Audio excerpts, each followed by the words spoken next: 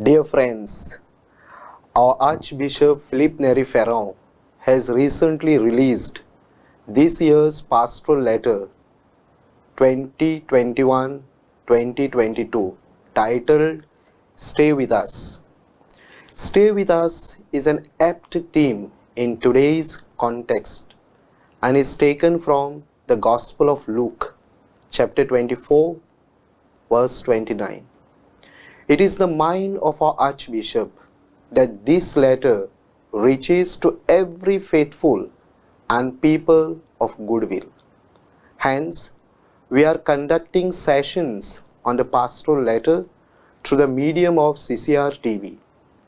In last few sessions, we have dealt with the introductory part of the letter as well as explaining the theme Stay With Us. In this session, we will be looking into the important part of the letter, that is, challenges and concerns. After reflecting on the theme, Stay With Us, the Archbishop raises some very pertaining and urgent pastoral concerns based on the pastoral letter and places them before us as challenges as our response to the letter. Today, we shall see the first challenge or the pastoral concern, namely upholding human dignity.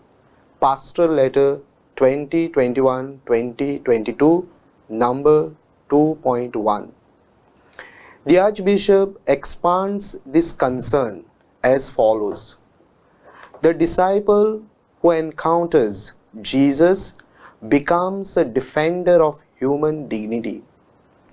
The devaluing of human dignity is one of the main reasons for the emergence of the dark clouds looming over humanity.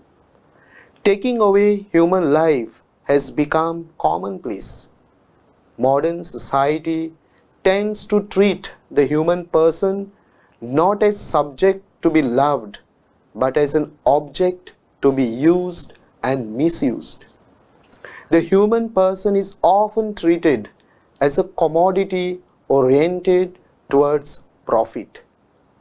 During an audience with Catholic gynecologist, Pope Francis said, "Things have price and can be for sale, but people have dignity that is priceless and worth for more than things," and urge them to defend human dignity. Man has forgotten that the Spirit of God dwells in each and every person. Humanity is one, and therefore this pastoral year places before us the challenge to uphold human dignity by overcoming the forces which divide humankind. When we think of upholding human dignity, we need to know and understand first what is human dignity. Definitely, all of us use the term human dignity, and to some extent, we do know what is meant by human dignity. However, many of us may not know the meaning of it, or it may not be clear to us. Hence, let us first try to understand what we mean by human dignity. Some theological and secular dictionaries define human dignity as follows. Human dignity is the recognition that human beings possess a special value intrinsic to their humanity and as such are worthy of respect simply because they are human beings. Intrinsic means innate, inborn, inherent, permanent, and very essential to human beings. It is like a mark, a seal imprinted on the human person by the Creator. Dignity means the state or quality of being worthy of honor and respect. The social teaching principle of our Holy Catholic Church is working towards to uphold this intrinsic mark of human dignity at all areas of human life. It is founded, based, and deeply rooted in the sacred scripture. Here is the social teaching principle of our Holy Catholic Church.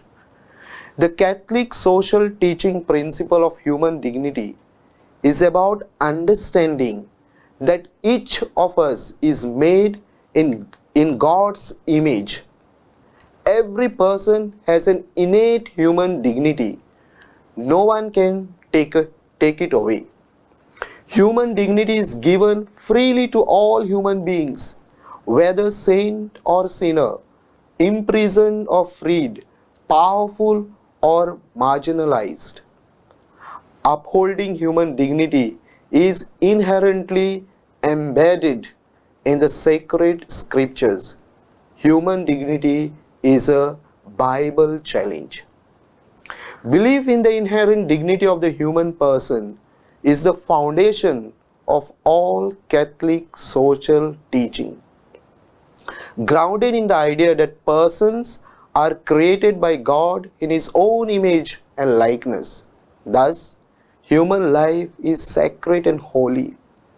Human dignity is the starting point for a moral vision of society. Every human being is created in the image and likeness of God and redeemed by Jesus Christ. Thus, each person is valuable and worthy of respect.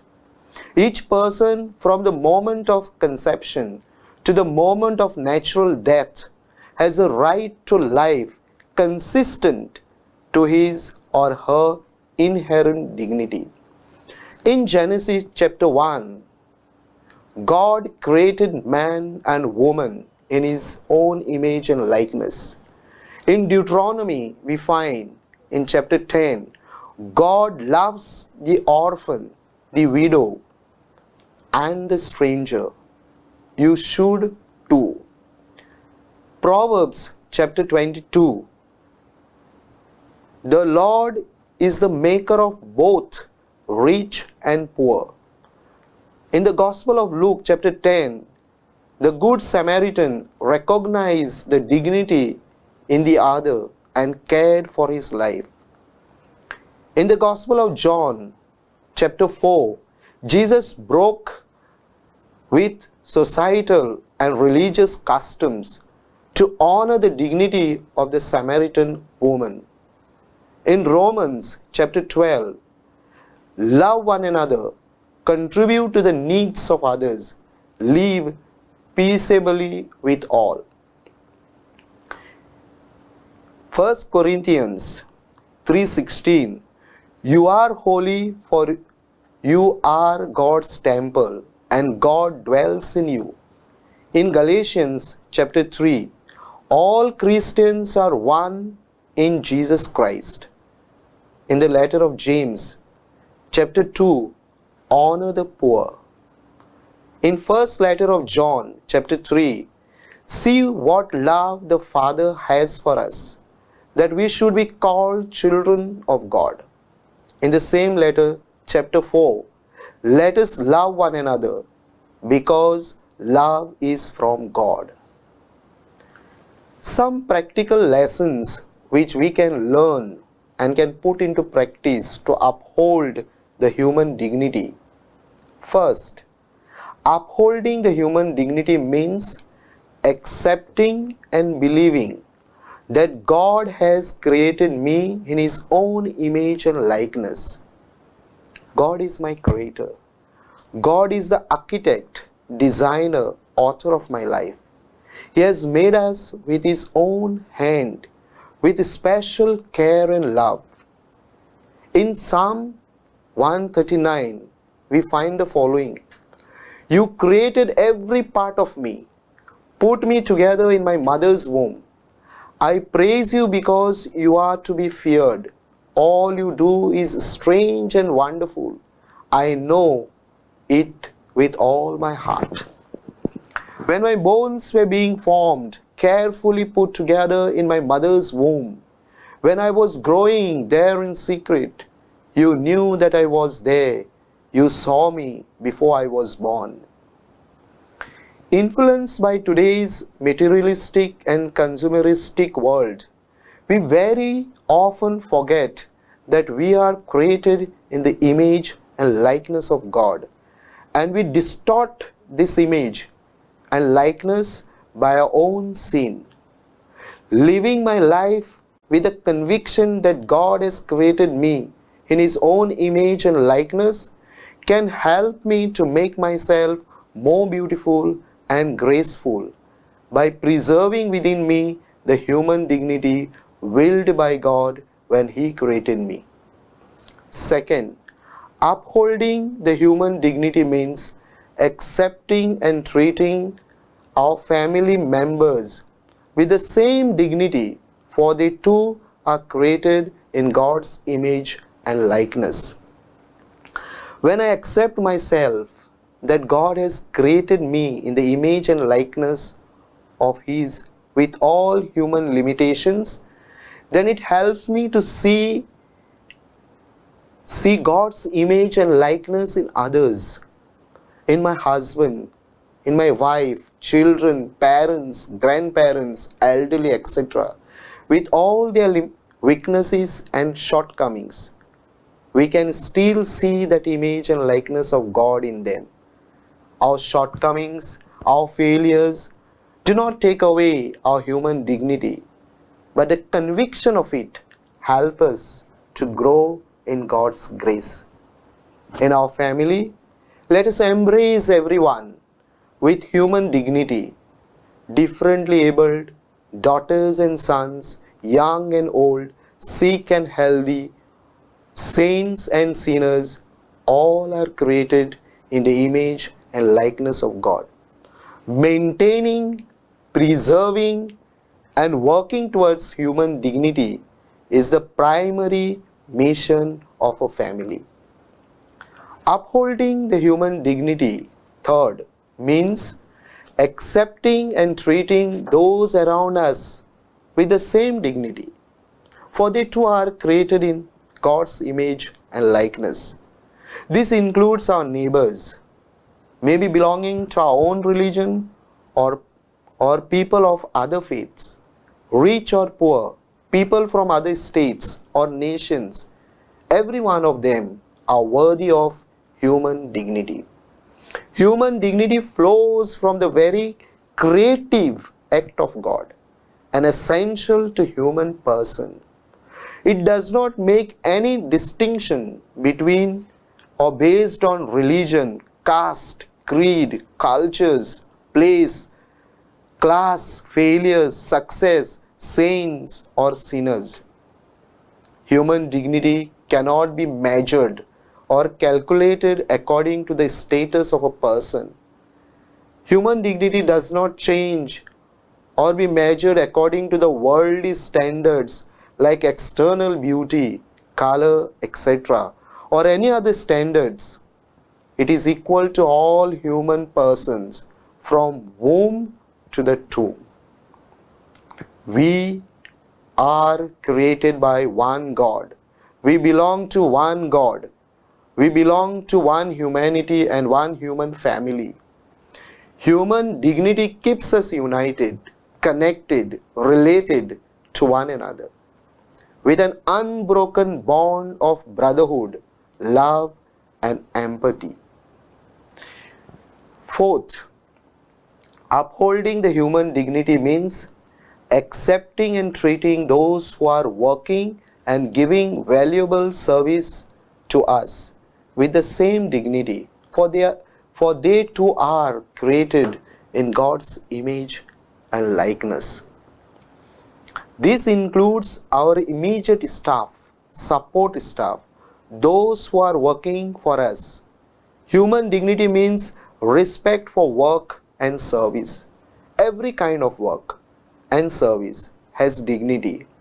Just salary appreciation, decent living, food, clothing, shelter, education, their spiritual well-being, all these is our responsibility, which flows from human dignity.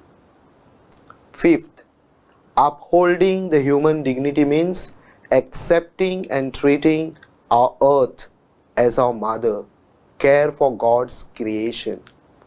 Pope Saint John Paul II says, respect for life and for the dignity of the human person also extends to the rest of creation, which is called to join men in praising God.